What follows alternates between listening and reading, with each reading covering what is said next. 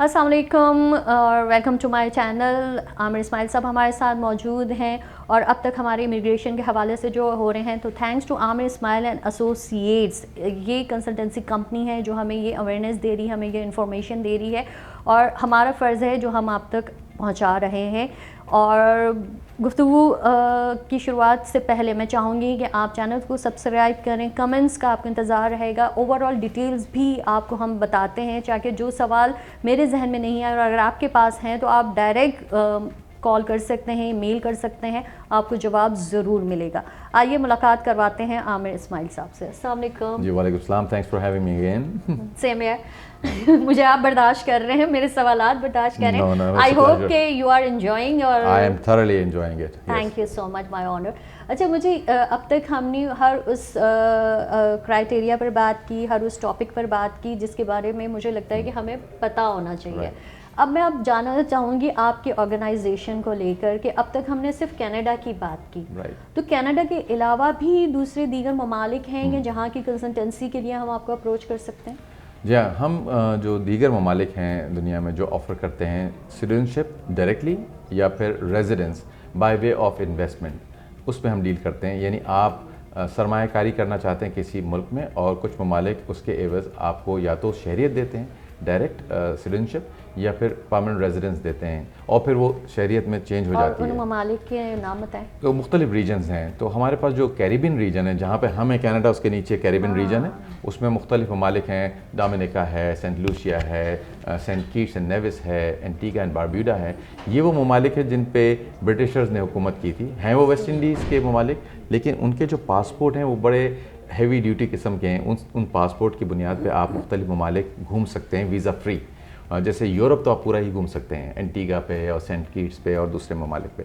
उनका तरीक़ेकार ये है कि आप इन्वेस्टमेंट या डोनेशन दें उनको। $1,00,000 से स्टार्ट हुआ, $2,00,000 से तक पहुंचा, या जो भी साइज़ ऑफ द फैमिली, और पूरी फैमिली के लिए आपने पासपोर्ट ले लिया। ये वो लोग हैं जिसका टारगेट मार्केट जो कि बिजनेसमैन हजरात हैं। उनको यूरोप जाना होता है बार बार, कभी कभार वीज़ा रिफ्यूज़ हो जाते हैं। अगर उन्होंने $1,00,000-1,50,000 इन्वेस्ट कर दिया तो एक अच्छी इन्वेस्टमेंट है। ट्रैवलिंग के हवाले से या इवन वहाँ रहने के भी हवाले से बड़ा अच्छा सीनिक माहौल होता है और आप रह सकते हैं। लेकिन अगर आप ना रहना चाहें, आपका बिज़नेस चल रहा है और आपको वीज़ा फ्री ट्रैवल का करना, क्योंकि कनाडा वगैरह अमेरिका में पूरे प्रोसेस से आप गुजरते हैं, पूरा जांच पड़ताल होती है। इसमें जांच पड़ताल तो होती है, लेकिन जो क्राइटेरिया है वो इन्वेस्टमेंट बेस है। हाँ, इन्वेस्टमेंट आपने पैसे दिए, उन्होंने आपको जांच पड़ताल कर ली, आपका बैकग्राउंड सिक्योरिटी चेक्स बिल्कुल क्लियर है, आप सही हैं, उन्होंने आपको पासपोर्ट दे दिया। ये है कैरिबियन। मुख्तलिफ दूसरे यूरोपियन कंट्रीज़ भी आपको पासपोर्ट डायरेक्ट देते हैं, वो लेकिन थोड़े महंगे होते हैं। माल्टा है, साइप्रस है, ये लोग डायरेक्ट पासपोर्ट भी देते हैं। और कुछ यूरोपियन कंट्रीज़ जो कि मुझे पर्सनली पसंद है, मैं गया भी हूँ कई मरतबा, जिस पे इंग्लिश इन्फ्लुएंस भी बहुत है, वो है पोर्चुगल। पोर्चुगल में आप जहाँ पे आपके रोनाल्डो साहब खेलते हैं सॉकर, फुटबॉल, तो वहाँ पर आप रेजिडेंस ले सकते हैं by way of investment in a property. 3.5 lakh euro से। अब ज़ाहिर है आप खुद भी अंदर से एक बिजनेसमैन है, तो व्हाट टाइप ऑफ इन्वेस्टमेंट वहाँ हो सकती है, ताकि हमारे जो बिजनेसमैन इस वक्त प्रोग्राम देख रहे हो तो आपके थ्रू उनको पता चले कि अगर हमने कैरिबियन की बात की, अब पुर्तगाल की बात की, तो वहाँ पे कौन से इन्वेस्टमेंट आपको लगता है कि हो सकती है? तो 3 ऑप्शंस होते हैं, या तो आप बिजनेस के अंदर इन्वेस्ट करते हैं, या फिर आप किसी प्रॉपर्टी में इन्वेस्ट करते हैं, या फिर आप डोनेशन करते हैं। लोग अमूमन डोनेशन कर देते हैं कि मैं प्रॉपर्टी में लूँ, फिर पता नहीं इसका फ़ायदा हो या ना हो, या बिज़नेस मेरा चले ना चले। अमूमन इन ममालिक में बिज़नेस चलने के चांसेस कमी है, तो वो कहते हैं कि समझे मैं पासपोर्ट सॉर्ट ऑफ परचेज़ कर रहा हूँ, मैंने पासपोर्ट ले लिया, मेरा कोई कमिटमेंट नहीं है, मुझे रहने की ज़रूरत भी नहीं है। पासपोर्ट मिल जाता है इतना? पासपोर्ट डायरेक्टली, हाँ, they are selling their passport basically, और they have the right to do so, क्योंकि उसके एवज में उनके पास रेवेन्यू आता है और लोगों को फ़ायदा ये होता है कि जी वीज़ा फ्री ट्रैवल रहता है। पोर्चुगल वगैरह क्योंकि यूरोपियन कंट्रीज़ हैं, यूरोप में तरीक़ेकार ये है कि आपको डायरेक्ट पासपोर्ट या तो इक्का दुक्का कंट्री देती हैं जो कि बड़े ख़तीर रकम के साथ देती हैं, लेकिन अगर अमूमन देखा जाए तो पोर्चुगल में आप रेजिडेंस पहले मिलता है आपको बाय इन्वेस्टिंग इन प्रॉपर्टी। और भी ऑप्शंस हैं, लेकिन प्रॉपर्टी ही में लोग इन्वेस्ट करते हैं। एक और कंट्री है हमारे पास जो आजकल काफ़ी पाकिस्तानियों में मशहूर है, क्योंकि वो मुसलमान कंट्री भी है, वो डायरेक्ट पासपोर्ट देती है, वो है टर्की। आप $2.5 लाख का वहाँ पे रियल एस्टेट प्रॉपर्टी लें, वो भी हम काफ़ी कर रहे हैं। और आप टर्की का पासपोर्ट अच्छा है, इतना स्ट्रॉन्गर नहीं है जितना कि कैरिबियन है और या क्योंकि फिर वो यूरोप का है। यूरोप का है, क्योंकि वो अभी पार्ट नहीं बना यूरोपियन यूनियन का। हो सकता है फ्यूचर में बेहतरी आए, लेकिन सिटीजनशिप मिल जाती है। लेकिन एज अ पाकिस्तानी मैं पूछूं, क्योंकि कुछ भी है लेकिन ओवरऑल बहुत सारी ऐसे मामलात हैं या चीज़ें हैं जिसको लेकर पाकिस्तान को कोशिश की गई डीफेम करने की, Yes. ठीक है ना। जैसे हमारे एक वक्त था, अभी हम पिछले प्रोग्राम में बात करी थी, हालात ऐसे थे, कुछ पाकिस्तान पर ऐसे इल्ज़ामात के स्टैम्प लगा दिए कि हमारे बिजनेसमैन वो जो बाहर के जो आते थे वो पाकिस्तान नहीं आते थे, वो दुबई में जाके मीटिंग करते थे, क्योंकि वो कहते थे आपके मुल्क के हालात, अभी जो क्रिकेट टीम का भी हुआ, आपके मुल्क के हालात ऐसे नहीं है वैसे हैं। तो क्या पाकिस्तान को लेकर कुछ हैं उनके अलग से रूल? पाकिस्तान तो ग्रीन लिस्ट में ही है, ऐसा नहीं है। जब आप अप्लाई करते हैं एंटीगा बारबुडा, और बेसिकली पाकिस्तानी पासपोर्ट पे मैंने देखा है लोग बड़े वीज़ा भी लगते हैं लोगों के, वो यूरोप जाते हैं, उनको कोई इशू नहीं है, तो उनको ज़रूरत भी नहीं है। लेकिन जहाँ कहीं पे आपको ये डाउट होता है कि मुझे वीज़ा मिलने में बड़ी देर लग जाती है, वो लेके बैठ जाते हैं पासपोर्ट, तो आपने एक पासपोर्ट अपने पास रख लिया और उसके ऊपर आप ट्रैवल करते हैं। कुछ लोग चाहते हैं कि हम शिफ्ट भी हो जाए ना, एंटीगा बारबुडा में जाके नहीं रहना चाहते फ़र्ज़ किया, लेकिन पासपोर्ट यूज़ कर रहे हैं। लेकिन पोर्चुगल में फॉर एग्जांपल आप अपनी फैमिली शिफ्ट कर सकते हैं, यूके के साथ उसका क्लोज कोलैबोरेशन है। तो ऑस्ट्रेलिया, मैंने कहा है कि न्यूजीलैंड है, ऑस्ट्रेलिया है। No, I am asking about your company. Yes, कि ओवरऑल अभी आपका वो जो नेटवर्क है वो है, आपका फ्यूचर प्लान? ऑस्ट्रेलिया में हमने पास में डील किया है, लेकिन इस वक्त जैसी उनकी पॉलिसीज़ चल रही हैं स्ट्रिंजेंट किस्म की, तो हम लोग मीट नहीं करते हैं क्राइटेरिया। इसी वजह से रुझान आप देख रहे हैं कनाडा की तरफ ज़्यादा है। कनाडा अभी भी लोगों को पजीरा ही कर रहा है। बल्कि मुझे आपसे एक और सवाल पूछना है, अभी मेरे दिमाग में आया था कि कुछ अर्से पहले आई थिंक मुझे, हमारी नेबर में एक फैमिली रहती है जिसके ओवरऑल कंप्लीट जो फादर मदर सिबलिंग्स हैं वो सब कनाडा में है और माशाल्लाह बहुत अरसे से सेट है।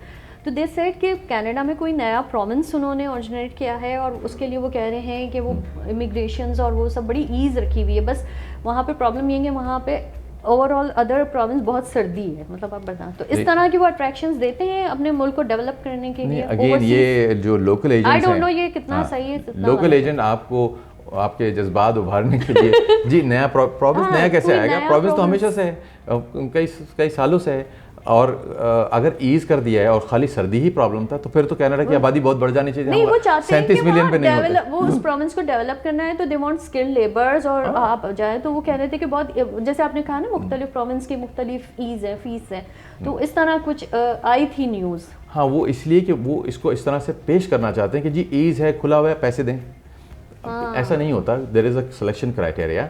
वो कहते हैं आपके पास 2 जॉब ऑफर हो, जैसे यूकॉन है एक प्रोविंस जो कि बहुत सर्द है नॉर्दर्न एरिया में। यूकॉन प्रोविंस का प्रोग्राम इतना प्रमोट किया जा रहा है यहाँ पे, जो मुझे फ़ोन करे वो कहता है यूकॉन में कर रहे हैं आप?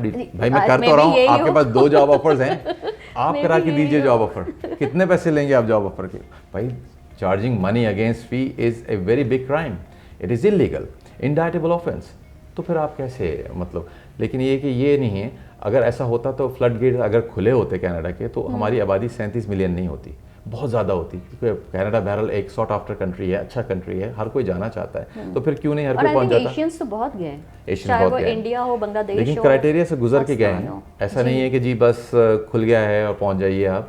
There are selection criterias and if you are not meeting it, आपको वो नहीं लेगा, रिफ्यूज़ कर देगा। अच्छा, व्हाट अबाउट दैट के यूनाइटेड स्टेट्स ऑफ अमेरिका के साथ अगर आपकी वीज़ा पॉलिसी में देखें कि वो बॉर्डर लगता है और अक्सर वो जो जिनके पास सिटीजनशिप है, आई थिंक उनके लिए कोई प्रॉब्लम नहीं कि वो कनाडा आते हैं, कनाडा से आ जाते हैं। लेकिन इस हवाले से भी आपके पास कुछ इस तरह की अपॉर्चुनिटीज़ हैं जो अवेल कर सकते हैं कि अगर कोई बिजनेस अपॉर्चुनिटी की उसमें जाना चाहते हैं तो वो कनाडा भी जाए और अमेरिका भी जाए? अच्छा, दोनों 2 मुख्तलिफ ममालिक हैं, उनकी अपनी अपनी इमिग्रेशन पॉलिसी है। तो जो कोई साहब कनाडा भी जाना चाहते हैं, यूएस भी जाना चाहते हैं, तो दोनों क्राइटेरिया को मीट करना होगी वो, मतलब फिर तो ज़्यादा ही होगी ना। अच्छा, मेरा जो नेवर होता है वो फीस नहीं होता, मेरा तवज्जो मरकूज़ होती है कि क्वालिफाई कर रहे हैं कि नहीं, और अगर क्वालिफाई कर रहे हैं तो फिर आगे बढ़ा जाए। और हाँ, अगर आपके पास कैनेडियन सिटीजनशिप है तो बड़ी आसानी रहती है ट्रैवल करने में। यूएस और कनाडा और मैक्सिको के दरमियान नेफ्टा का एग्रीमेंट है, आपको ट्रेड करनी है, ह्यूमन रिसोर्स शेयर करनी है, तो बड़ा आसानी है तीनों में। और अगर मैं डॉलर और पाकिस्तानी रुपये की बात करूं तो डॉलर इस वक्त बहुत शूट कर रहा है तो हमारे लिए यहाँ के लिए वो मेंटली प्रिपेयर होंगे ना, फ़ी आपकी वही होगी। बाज़ दफ़ा ये कहते हैं ना कि फ़ी बढ़ गई, ये बढ़ गई, बट दे शुड अंडरस्टैंड कि डॉलर और रुपये को जब हम कंपेयर करते हैं, कैलकुलेट करेंगे तो उस हिसाब से फ़र्क पड़ जाएगा। और मुझे यही दिक्कत होती है क्योंकि लोकल एजेंट्स जो हैं उनको हमारे रेगुलेटर की फ़ीस नहीं देनी होती, उनको कोई CPD पॉइंट्स नहीं है, तो उनके अखराजात बड़े कम हैं, तो उनका प्रॉफिट मार्जिन हमसे ज़्यादा होता है अगर वो कम फ़ीस भी चार्ज कर रहे होते हैं। पहली बात तो वो मजाज नहीं है फ़ीस चार्ज करने के, लेकिन अगर वो कर रहे हैं तो बड़ी कम कर रहे हैं। हम अगर डॉलर्स में फ़ीस कोट करते हैं तो अगर वो अफोर्डेबिलिटी से बाहर जा रही है तो उसकी वजह यही है कि हमारे पास अफोर्डेबिलिटी नहीं होती, कंज्यूमर के पास ही हमें चाहिए होता है पैसा, क्योंकि हमें अपने अखराजात करने होते हैं। लेकिन मैं फिर भी एडजस्ट करता हूँ लोकल मार्केट के हिसाब से, पाकिस्तानियों के हवाले से, कि उनके जेब पे गिरा भी ना गुजरे, उनका काम भी हो जाए और कोई हमको एग्जॉर्बिटेंट किस्म की फ़ीस भी ना लें। लोग जाली काम करके 25-30 हज़ार डॉलर ले रहे हैं। और अबाउट यू कि आप मुझे बस ये कर दें, क्योंकि अपर क्लास तो अपनी लीड तो होती है कि वो अफोर्ड कर सकते हैं। What about middle class? Right now in this current condition can middle class afford? Middle class can afford to go. जैसे पेरेंट्स है तो अपने बच्चों को भेजना चाहते हैं। बिल्कुल, पहले तो वो सिलेक्शन क्राइटेरिया मीट कर गया। अब पैसों की जहाँ बात आई तो गवर्नमेंट ऑफ कनाडा चाहती है कि आप 6 महीने का खर्चा साथ लाएं, जो कि 13-14 हज़ार डॉलर बनता है। क्योंकि कोई भी मिडिल क्लास बच्चा क्वालिफाई कर रहा है इमिग्रेशन के लिए तो वो पैसे साथ लाएगा अपने, अदरवाइज वो उसको रिफ्यूज़ कर देंगे। अच्छा, अक्सर ये भी होता है मिडिल क्लास की मैं बात करती हूँ कि उनको एक चीज़, एक तो वो बैंक बैलेंस शो करना होता है, तो उसमें ये हो जाता है, मतलब एक ओवरऑल, मैं क्यों झूठ बोलूँ, सबको पता है कि वो जो फैमिली होती है या पेरेंट्स होते हैं वो अपने भाई से ये करके वो एक शो कर देते हैं। सही है। जब वो बच्चा चला जाता है तो वो जिसके अमाउंट होते हैं वो उनको वापस कर देते हैं। चले, वो एक है कि हर एक के पेरेंट्स के ख्वाब में तो ये होता है इस तरह। लेकिन अगर क्या अब इस वक्त मैं फिर इसी की बात करूंगी कि इस वक्त पॉसिबल है इतना? देखिए, स्टूडेंट्स वगैरह में तो इन्फ्लेशन की वजह से, और स्टूडेंट वगैरह में तो रहता है कि आपने किसी से मदद ली है कि आप वो इन्वेस्टमेंट हो रहा है, लेकिन इमिग्रेशन टाइम पीरियड के लिए शो करना होता है। हाँ, तो जो रूल है वो ये है कि आपका जो फंड्स हैं वो इनकम्बर्ड हो फ्रॉम एनी डेट्स, यानी लोन ना हो। कभी ये होता है कि गिफ्ट हुआ होता है पेरेंट्स की तरफ से, तो वो उसको एफिडेविट के थ्रू बताते हैं, फिर भी वीज़ा ऑफिसर इतना पसंद नहीं करता, वो चाहता है कि ये पैसे आपके अपने हों, इररिवोकेबल आपके अपने पास हों। तो पैसे आपके अपने हों, लोन ना हो, और आप उसको लेके जाएं और अपने ऊपर खर्च करें, क्योंकि वो नहीं चाहते लोग बगैर पैसों के आएँ और वेलफेयर को एक्सेस करें। कम से कम 6 महीने तक तो बिल्कुल ना करें, क्योंकि पैसे लेके आए हैं, 6 महीने का खर्चा। तो कोई एक्सेस करना चाहता है कि मेरे पास जॉब नहीं है, 6 मंथ्स के दरमियान ही हूँ मैं, 3 महीना गुजरा है हुए, पैसे ख़त्म हो गए, तो वो सवाल कर सकते हैं कि जब आप आ रहे थे तो 6 महीने का आपने खर्चा बताया था, वो पैसे कहाँ गए? तो उस तरह वो बर्डन बचाते हैं। Otherwise as a permanent resident आपका राइट है कि आप एक्सेस कर सकें वेलफेयर। अच्छा, the most important question for example कि अगर पेरेंट्स बाहर हैं और उनके बच्चे बच्चे यहाँ पर हैं, और एक जैसे सिबलिंग्स होते हैं कि कुछ यहाँ होते हैं कुछ वहाँ होते हैं, खुदा ना खास्ता वहाँ पर अगर किसी पेरेंट्स की लाइफ एंड डेथ वाली कंडीशन हो जाती है और वो चाहते हैं कि उनके बाकी बच्चे उनसे आकर मिल लें, तो क्या उनको इजीली यहाँ पर अगर वो कंडीशन शो कर दें तो उनको वीज़ा मिल जाएगा फॉर टाइम अपने पेरेंट्स से मिलना चाहिए? इसलिए कि ह्यूमैनिटेरियन कंपैशन ग्राउंड्स पे भी it makes sense to make that just like a promise कि आप वापस आ जाएंगे। विजिटर वीज़ा के रूल्स तो अप्लाई होते हैं, लेकिन साथ में आप मकसद आपका ज़्यादा इमोशन बेस भी हो जाता है, आपको जाना है, मिलना है। ख़ासतौर से कोविड में तो उन्होंने इस बात को इंश्योर किया था कि अगर ये बुनियाद है, खुदा न खासा को फ्यूनरल अटेंड करना है या किसी की तबीयत ख़राब है, कोई टर्मिनल है, तो आपको वो ज़रूर कंसिडर करेगा। खाली आप ये करें कि उसको वजाहत करें कि मेरा जाने का मकसद ये नहीं है कि मैं खाली इसको यूज़ कर रहा हूँ एंट्रेंस के लिए, मेरा वाकई अब आपकी बारी आ जाती है कि अगर वो लोग आप तक आपकी कंसल्टेंसी ऑफिस आए और अप्रोच करना चाहें तो 48 आवर्स हो गए या कितने मिनिमम कितनी उनका ये सारा प्रॉब्लम आप सॉल्व कर देंगे और वो जा सकते हैं? जब वो हमें अपने प्रोफाइल्स प्रोवाइड करते हैं, हम assessment with in 2 business days करते हैं, एक्नॉलेज फ़ौरन कर देते हैं कि जी आपके डॉक्यूमेंट्स या आपकी इन्फॉर्मेशन आ गई है, फ्री असेसमेंट हम कर रहे हैं, और मैं खुद करता हूँ पर्सनली। वही मैं पूछना चाह रही थी कि आप जब करते हैं तो उसका ड्यूरेशन कितना होगा? फॉर एग्जांपल जल्दी जाना है, मतलब वो है तो वो मैक्सिमम कितने? देखिए, ये वाली सिचुएशन होती है, इसमें कोई फॉर्म तो भरना नहीं होता, इसमें तो ये होता है कि मुझे जाना है और मुझे विजिटर वीज़ा करना है और मुझे जल्दी करना है, तो आप मुझे मशवरा दें, तो वो फौरी तौर पर हम अरेंज कर सकते हैं। लेकिन जहाँ पर स्किल वर्कर हैं जिनका असेसमेंट करना ज़रूरी है कि वाक़ईतन ये क्वालिफाई कर रहे हैं, वो हम विद इन 2 बिजनेस डेज करके उनको फिर लाइन अप कर लेते हैं मुलाकात के लिए। मतलब वहाँ पर आपके जो कंसर्न जो अथॉरिटीज़ होती हैं उनको आपकी वो अप्रोच करेगी ना कि वीज़ा के लिए या जो भी। एग्जैक्टली। सो स्किल वर्कर में तो नेचुरली पहले हम एप्लीकेशन डालेंगे, फिर वो प्रोसेस होगी, फिर साल भर का प्रोसेस होता है, लेकिन कम से कम हमारे ऑफिस के लेवल पर हम जल्दी रिस्पॉन्ड करते हैं और फौरी तौर पे करते हैं रिस्पॉन्ड। अच्छा, आपने देखा होगा कि अगर मैं फ़ीमेल्स की ख़वातीन की बात करूँ तो हमारे पास वो एक होता है ना अपॉर्चुनिटीज़ तो अपनी जगह हैं, लेकिन अब ख़वातीन भी अपने बेस पर अपना फ्यूचर बना रही हैं, इस्टेब्लिश हो रही हैं, तो अगर मैं लड़कियों की बात करूँ और ख़वातीन की बात करूँ, तो फीमेल्स को लेकर आप उन्हें किस तरह, अगर उन्हें बाहर जाना है तो उनके लिए क्या क्या चीज़ें हैं जिनको उनको ध्यान में रखना है, मद्देनज़र रखना है? ऐसा ना हो कि बाहर जाकर नहीं, फीमेल्स की तो वहाँ पे काफ़ी पजीराई है, उनकी बहुत रिस्पेक्ट है।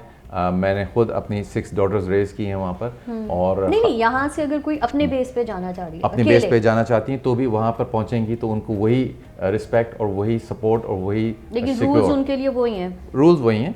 हाँ, कभी ऐसी सिचुएशन है कि उनकी कोई वल्नरेबल सिचुएशन है तो वो वहाँ पे जाके लोग रेफ्यूजी क्लेम करते हैं, एजाइलम क्लेम करते हैं उस बुनियाद पे कि वहाँ पर एज ए फीमेल मुझे प्रोसिक्यूशन का सामना है। लेकिन पनपने के लिहाज से, तरक्की के लिहाज से फीमेल्स को उतनी ही मौके हैं। आपने यही प्रोसिक्यूशन की बात की, मैं इसी पर आ रही थी। वो जो मैंने एक शादी का बताया था ना कि आजकल लोग इस तरह फ्रॉड भी कर रहे हैं कि यहाँ पर बच्चियों, लड़कियों से शादी करते हैं। यहाँ पेरेंट्स समझती है कि शादी होकर हमारी बेटी गई है, लेकिन वहाँ पता चलता है कि उनको क्लब्स में और प्रोसिक्यूशन और उसमें लगाना, फिर उनसे पैसे कमाना है। वो उनको अपनी बीवी कहते हैं लेकिन काम दूसरे करवाते हैं। तो उस वक्त वो वहाँ पर किस तरह स्टैंड ले सकती हैं, क्या कर सकती हैं? बिल्कुल स्टैंड ले सकती हैं। पहली बात ये कि कनाडा में ऐसा सिस्टम नहीं है क्योंकि आपको वो मॉनिटर प्रॉपर करते हैं। लेकिन अगर कोई ऐसी वल्नरेबल सिचुएशन में खातून हैं तो वहाँ पे सुनवाई है।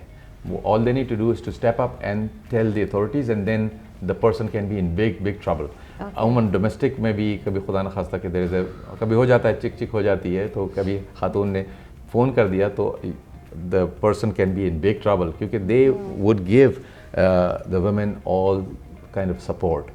उनको पता है कि अगर वुमेन को सपोर्ट नहीं दी जाएगी तो ये माशरा पनप नहीं सकता। वो इतना होता है कि मर्द हज़रात काफ़ी शिकायत भी करते हैं कि यार हमें जो है ना इतना नहीं दिया जाता वेटेज हमारी बात का, कहीं डिस्प्यूट भी होता है तो इन्हीं को ज़्यादा पजीराई होती है। लेकिन बात ये है कि कहीं पे हो सकता है ऊपर नीचे हो गया हो, लेकिन अगर आपके माशरे में औरत की इज़्ज़त नहीं है और उसको सपोर्ट नहीं है, एक्स्ट्रा सपोर्ट नहीं है, तो वो माशरा जो है वो तनज़्ज़ुली का शिकार हो सकता है। औरत नहीं बनाना, बर्बाद हो जाता है वो। तो उन्होंने इस बात को एंड द मोस्ट इम्पॉर्टेंट, मैंने अभी देखिए आपसे बात करती हूँ तो पता नहीं कितनी चीज़ें मेरे खुद ही फ्लैश होती हैं। सर्वेंट वीज़ा को लेकर भी मैंने सुना था कि अगर आपने किसी अपने रिश्तेदार को बुलाना है तो वो तो बड़ा लंबा चौड़ा प्रोसेस है, लेकिन अगर वहाँ स्टैब्लिश हैं, आपका बिजनेस सेट है, तो वो अपने रिश्तेदारों को सर्वेंट वीज़ा पे बुला रहे हैं। हाँ, वो नैनी के तौर पे होता था, लिव इन केयर गिवर। लेकिन वो मतलब उनको सिर्फ बुलाने से मकसद होता है वो चाहे अब वो सर्वेंट वीज़ा पर ये भी होता है। हाँ, लिव इन केयर गिवर का होता था, लेकिन लिव इन केयर गिवर के अंदर भी क्वालिफिकेशन थी। आप बुला सकते हैं, आप जाइए, लेकिन बहुत ज़्यादा राइट्स हैं लिव इन केयर गिवर के। और वो प्रोग्राम अब नहीं रहा, वो सिर्फ अब वहीं पे जो लोग ऑलरेडी पहुंच गए हैं वही प्रोसेस होते हैं, अब नहीं है। तो लिव इन केयर गिवर के अंदर जो आपके राइट्स हैं वो बहुत ज़्यादा हैं। आपको सेपरेट रूम देना है विद लॉक, और बियॉन्ड वर्किंग आवर्स आप काम नहीं ले सकते, और अगर शिकायत हो जाए तो you can be heavy penalty. तो वीज़ा मतलब ये जो वो टीम आती है घर का सर्वे करने या मालूमात करती है? हाँ, ऐसा सच तो नहीं होता, लेकिन आप लोगों की जिम्मेदारी होती है कि ये सारी चीज़ें हम हायर अथॉरिटीज़ को बताएं? हाँ, बेसिकली हम तो इसमें नहीं डील करते, लेकिन जो लोग गए हैं पास्ट में, वो अगर उनके साथ अगर ज्यादती हो रही है, they have to step up and inform the authorities कि हमारे साथ ये किया जा रहा है। ऐसा कोई वहाँ पर सिचुएशन नहीं है कि आप बात नहीं कर सकते, आप बात कर सकते हैं, आपकी सुनवाई होती है। वेस्टर्न कल्चर में और इन्वायरमेंट में इस तरह का नहीं है कि आपको बंद करके रखा हुआ किसी ने, आप बाहर नहीं जा सकते, बता नहीं सकते। कुछ लोग इस शायबे में होते हैं कि अगर हम बताएंगे तो शायद हमारा वीज़ा कैंसिल हो जाए, ऐसा नहीं है, वहाँ पे होता है। और बड़ा अच्छा, ऐसा भी हो सकता है कि अगर कोई so and so person involve हो जाता है, उनको मतलब इन्वॉल्व हो जाता है, तो आपको लगता है कि वो जो सालों साल से जिन्होंने अपनी वहाँ पे पूरा सेटअप बनाया होता है उनको वो डिपोर्ट कर देते हैं? बिल्कुल, प्रोसिक्यूट कर सकते हैं, चाहे वो कितने साल पुराना हो। बिल्कुल हो सकता है। और फॉर एग्जांपल अगर ऑफेंडर जो है कैनेडियन सिटीजन है तो नेचुरली वो उसको बाहर तो नहीं डिपोर्ट कर सकते, लेकिन उसको पनिश तो कर सकते हैं। सही। अच्छा, व्हाट अबाउट कि आपके साथ आपकी इस, अच्छा मैं समझी कि इसने वो कर दिया, मैं सवाल से आऊँ? ठीक है। अच्छा, आपको क्या लगता है कि आपको ओवरऑल जो दूसरे एशियंस वहाँ पर मौजूद हैं, तो आप उनको भी वहाँ पे फैसिलिटेट करते हैं, नॉट रिगार्डिंग पाकिस्तान लेकिन उनकी अपनी दूसरी जो कंट्रीज? तो हमें जो लाइसेंस मिलता है रिप्रेजेंटेशन का, वो रिगार्डलेस ऑफ द नेशन मिलता है। हमारे पास जो हमारे क्लाइंट्स हैं from all over the world, Pakistanis भी हैं और बहुत सारे इंडियंस भी हैं और सारे हैं। ख़ासतौर से मिडिल ईस्ट में तो काफ़ी सारे लोग मुख्तलिफ नेशनलिटीज़ के काम करते हैं, तो हमारी टारगेट मार्केट है। फिलीपीन से आते हैं लोग, काफ़ी जगहों से। तो हम हर एक को एंटरटेन And करते what हैं। about job opportunities in your consultancy office? हाँ, आप तो- देते हैं ऐड? हाँ, हम देते हैं add. And what's your criteria? अगर कोई स्टूडेंट यूथ अप्लाई करना चाहे तो फिर उसके लिए आपके उधर हम क्या वहाँ पे क्या देखिए, वहाँ पर कनाडा में जो हमारे इमिग्रेशन प्रोग्राम से ग्रेजुएट लोग हो रहे हैं उनको हम इंटर्नशिप कराते हैं, वो तो अच्छा। चलता है। यहाँ पर क्योंकि फ्रंट लाइन ऑफिस है, तो यहाँ पे हमें क्लाइंट डीलिंग के लिए लोग चाहिए होते हैं, अक्सर और बेशतर वैकेंसीज निकलती होती हैं। टैलेंटेड लोग जो कि अच्छे हैं कम्युनिकेशन स्किल्स में, प्रेजेंटेबल हैं और लोगों को हेल्प कर सकते हैं डॉक्यूमेंटेशन में, under supervision of a licence consultant rather than counselling is not allowed, वो हम खुद करते हैं। लेकिन उसके लिए भी आपने अपने कुछ हायर किए हुए होंगे ना? हाँ बिल्कुल, हमारे पास स्टाफ है पाकिस्तान में और ज़रूरत के हिसाब से हम एंड व्हाट करते अबाउट हैं। कनाडा में वहीं के रेजिडेंट्स हैं जो नेचुरली staff वो हैं? हम वहीं पर से हायर करते हैं और वो लोग इमिग्रेशन में ट्रेन लोग होते हैं, ख़ासतौर से जो ग्रेजुएट हो रहे होते हैं इमिग्रेशन प्रोग्राम में से, they are very well train in the programmes and then they join us. अच्छा आमिर, मुझे ये बताएं कि ओवरऑल जब से ये कोविड हुआ था तो सबसे ज़्यादा है ना ट्रैवल एजेंसीज़ को और इमिग्रेशन ऑफिसर्स को बड़ा नुकसान हुआ था, सेटबैक हुआ था, क्योंकि दुनिया सब अपने अपने मुल्क में अपने अपने शहरों में जो है ना कैद हो गए थे। लेकिन अब हालात सही हो गए हैं, तो आप इमिग्रेशन की ये जो फील्ड है इसका फ्यूचर क्या देख रहे हैं? और आपका अपना एक एक्सपीरियंस रहा है, आपने दुनिया देखी है, तो देखिए ट्रैवल का निज़ाम तो मुतासर हुआ है, लेकिन कनाडा का जो इमिग्रेशन का प्रोग्राम है वो बंद नहीं हुआ, एक तो कोविड में भी, और कोविड से कुछ फ्लाइट्स तो बंद थी ना? फ्लाइट्स बंद थी, लेकिन प्रोसेस तो हो रहा है, एप्लीकेशन तो सबमिट हो रही हैं, प्रोसेसिंग चल रही है, गो के थोड़ा सा डिले के साथ चल रही है लेकिन चल रही हैं। उन्होंने कोविड के आने से पहले 4,01,000 एप्लीकेंट्स या न्यू इमिग्रेंट्स लेने थे इस साल, जो कि शायद थोड़े कम होंगे, और 4,23,000 और फिर मजीद उन्होंने 3 साल का प्रोग्राम दिया लेकिन था। उनका अपना जो इम्यूनाइजेशन, जो उनकी अपने जो रूल्स हैं उस पर उतरना बहुत ज़रूरी है, लेकिन आपका इमिग्रेशन फ़ौरन नहीं हो जाता ना, प्रोसेस होगा, जब तक वहाँ हालात सही हो जाएंगे। तो उन्होंने रोका नहीं, और इनफैक्ट दूसरे कंट्रीज़ में जहाँ पर के लोगों को एहसास हुआ कि हमारी गवर्नमेंट्स इतना सपोर्ट नहीं कर पाती ऐसी सिचुएशन में, और रुझान बढ़ गया, तो इमिग्रेशन का काम तो उल्टा डबल हो गया है अच्छा इस पैंडेमिक में, क्योंकि लोगों की ख्वाहिश बढ़ गई है जाने की, हमारे पास क्लाइंट्स बढ़ गए हैं, और हम और और वहाँ पे कोटा बढ़ गया है। ऐसा नहीं कि उन्होंने बंद कर दिया, स्लैश कर दिया है, वो ठीक है, वो पॉलिसीज़ आगे पीछे होती हैं, अभी पॉज कर दिया, अभी बाद में लेंगे, लेकिन उनको चाहिए लोग, और रिकवरी भी इमिग्रेंट से ही होगी, वो पैसे लेके आएंगे, बहुत से इमिग्रेंट्स बिजनेसेस करेंगे। चलो इमिग्रेंट्स तो रेवेन्यू लेकर आएगा, लेकिन वो जो स्किल लेबर्स होते हैं वो तो खुद अपना फ्यूचर बनाने जाते हैं। एग्जैक्टली, स्किल लेबर्स तो इतना नहीं जा रहा होता जितना कि इमिग्रेंट जा रहा होता है, जी। स्किल इमिग्रेंट जा रहा होता है। अकाउंटेंट, इंजीनियर्स, डॉक्टर्स, नर्सेस, ये तमाम लोग जब जाएंगे वहाँ जॉब्स करेंगे, और जॉब की सिचुएशन टाइट थी नेचुरली, लेकिन अब सिचुएशन बेहतर हो रही है, तो ये लोग जब तक पहुँचेंगे उस वक्त सिचुएशन क्योंकि बेहतर कुछ होगी। अर्से पहले स्टेट पर ये बड़ा मुश्किल वक्त आ गया था कि उनके अपने जो कैनेडियंस हैं उनके लिए जॉब्स नहीं थी, और उनके साथ उनको $2,000 घर पे बैठ के मिल रहे थे, मिल और रहे बड़ा थे। सपोर्ट मिला, और ये शायद मोटिवेशन का जरिया भी बना लोगों का कि अच्छा वो गवर्नमेंट्स जो है इस तरह सपोर्ट करती हैं इस आफात वाली सिचुएशन में। तो मेरा ख्याल है कि और Canada is a big economy, right, it's one of the biggest economies in the world. I think America से ज़्यादा वहाँ पर थर्ड फोर्थ पोजीशन में जीडीपी है और सब चीज़ें हैं चंद सालों में, बिल्कुल, और it's a wealthy country, it's a rich country, it can support, and I think so कि peaceful country, It's a peaceful country, naturally, बहुत no सारी doubt. चीज़ें ये भी मैटर करती हैं कि लोग वो देखते हैं ना कि कहाँ सुकून है। एग्जैक्टली, सुकून है, और आपको कॉन्फिडेंस है कि आपके बच्चे जो है आगे जा कर के कुछ बेहतर हो सकते हैं, और यही लोग पाकिस्तान के लिए भी बहुत फ़ायदेमंद है, क्योंकि रेवेन्यू भेजते हैं यहाँ पर और पाकिस्तान का नाम रोशन करते हैं वहाँ पहुँच करके कि ये पाकिस्तानी हैं, देखिए कितनी तरक्की कर रहे हैं, और बड़ा अच्छा है। और नहीं, आई थिंक पीटीए गवर्नमेंट जब आई भी थी तो उनका पहला बेस ये था कि क्योंकि उनके अपने खजानों में तो कुछ नहीं था, तो उन्होंने एडरेस किया था आई थिंक ओवरसीज पाकिस्तानीज को कम फॉरवर्ड, और वो they are doing their part, your basically they are doing their part.